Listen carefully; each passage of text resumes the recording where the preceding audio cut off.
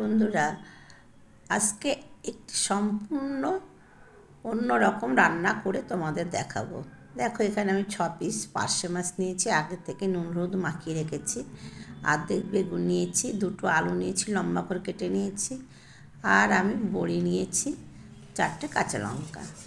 কড়া বসিয়ে দিয়েছি, তেল গরম হয়ে গেছে। এবার মাছগুলো আমি এক এক করে ভেজে নেব। এখানে 7 পিস মাছ আছে, প্রথমে 4 পিস মাছ ভেজে নিলাম। 1 পিঠ হয়ে গেছে, উল্টিয়ে দিলাম। উল্টিয়ে দিয়ে আমি আর 1 পিঠ ভেজে তুলে নিলাম, আর যেগুলো ছিল সেগুলো ভেজে নেব। পুরো একদম অন্যরকম রান্না। তোমরা যেরকম কষিয়ে রান্না করো, বেগুন ভাজা আলু ভাজা করে ভেজে নিয়ে রান্না করো, কিন্তু আমি সেটা করব না। মাছগুলো পুরো ভাজা হয়ে গেছে, এবার বড়িগুলো ভেজে তুলে নিলাম। তুলে নিয়ে তার বড়িগুলো এরকম লাল করে ভাজতে হবে। যে তেলগুলো আছে সব তেলগুলো আমি তুলে নিলাম। তেল একটু রাখবো না, সব তেল দিয়ে দিলাম, দেখেই নিলে। এবার আমি জল দিয়ে দিলাম, 2.5 মগ এখানে জল দেব। একটু বড়িটা দেব, বড়িটা জল টানে। জল দিয়ে ঢাকনা দিয়ে দিলাম। জলটা ফুটে উঠেছে, ফুটে উঠলে এইবার আমি আলুগুলো পুরো ভাজবো না, এই কাঁচা আলুই দিয়ে দেব। আলুটা দিয়ে ঢেকে রাখলাম। ঢেকে 5 মিনিট পরে ঢাকনা খুলে নেড়ে চেড়ে দিলাম। নুন হলুদ কিন্তু এখনও কিছুই দেইনি। এইবার দেব হলুদ।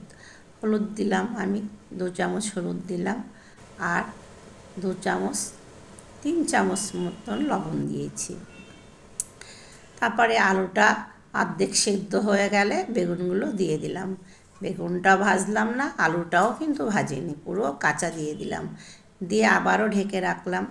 ঢেকে 5 মিনিট পরে আবার খুলে নেড়ে দেখলাম যে আমার আলুটা প্রায় অনেকটা সেদ্ধ হয়ে এসেছে। এখানে 4টে কাঁচা লঙ্কা চিড়ে দিলাম, 1 চামচ দিলাম আদার পেস্ট, আর 1/2 চামচ দিলাম জিরের গুঁড়ো, আর 1/2 চামচ দিলাম ধনের গুঁড়ো। দিয়ে ভালো করে নাড়াচাড়া করে দেখো আলুটা এবার সেদ্ধ হয়ে গেছে। এখন আমি এবার বড়িগুলো দিয়ে দেব ওই ঝোলের মধ্যে। বড়িটা একটু আগে না দিলে সেদ্ধ হয় না।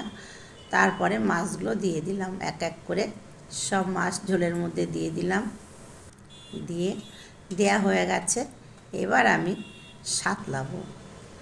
যে তেলটা তুলে রেখেছিলাম সেই তেলটুকুই দেবো, আর কিন্তু এক্সট্রা কোনো তেল দিলাম না। 2 চামচ দিলাম পাঁচফোড়ন।